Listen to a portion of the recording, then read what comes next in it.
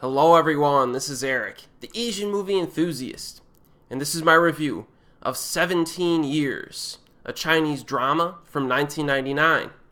Now, this film takes place in northeastern China and concerns a family that consists of two previously divorced people who marry, each bringing their own daughter into their home. Now, very early on in the film, an unfortunate incident occurs and one of the daughters is sent to prison. Now, the film then cuts 17 years later, hence the title, and the daughter is granted a special leave from prison to visit her family during the New Year holiday. So a prison guard decides to assist her on her journey back home. So the story is essentially broken into like three separate parts. The first part takes place during the girl's childhood. The second part follows her journey back home. And the third offers a conclusion to the story. Now, when I was rewatching this film just the other day, I noticed that the entire middle section could be classified as a road trip story, because we follow both the girl and the prison guard as they make their way from place to place and bond along the way. Now, 17 Years definitely has a nice foundation to it. It establishes a dilemma up front early in the film that lingers throughout the whole film. You know what I mean?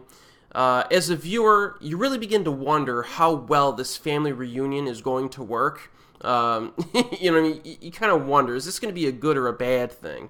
And the journey there is compelling because the prison guard has a certain wisdom beyond her years, which she uses to mentally prepare the girl for the upcoming event. So it must be emphasized that Bingbing Li's performance in this film is not only impressive, but also important.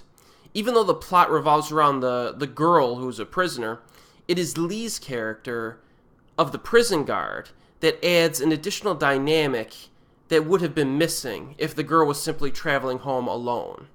Now, Li has had a fairly long career, with a few standout films that I really enjoyed.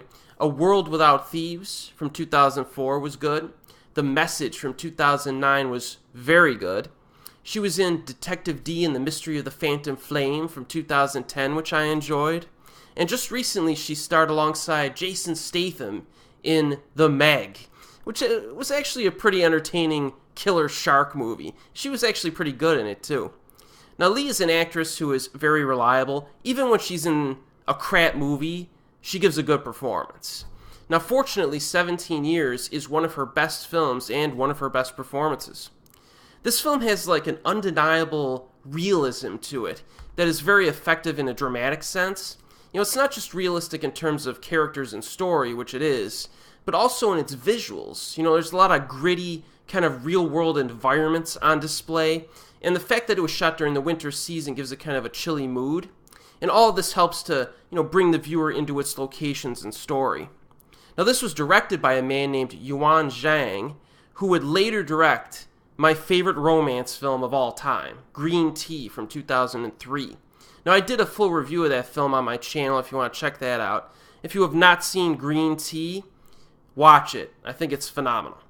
Now, there are a few other films from this director that I've been meaning to see but have not been able to, haven't had the chance. So I would like to see some more from this guy for sure.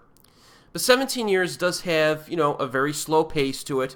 It's borderline art house, I would say, in terms of its pacing and the way that it's structured and moves. But it's conventional enough for mainstream viewers, for sure. It's only 83 minutes long, which I think is about the perfect length for this. Check this one out if you want a good quality drama. It's currently available on Region 1 DVD in the United States. And as always, we'll see you next time.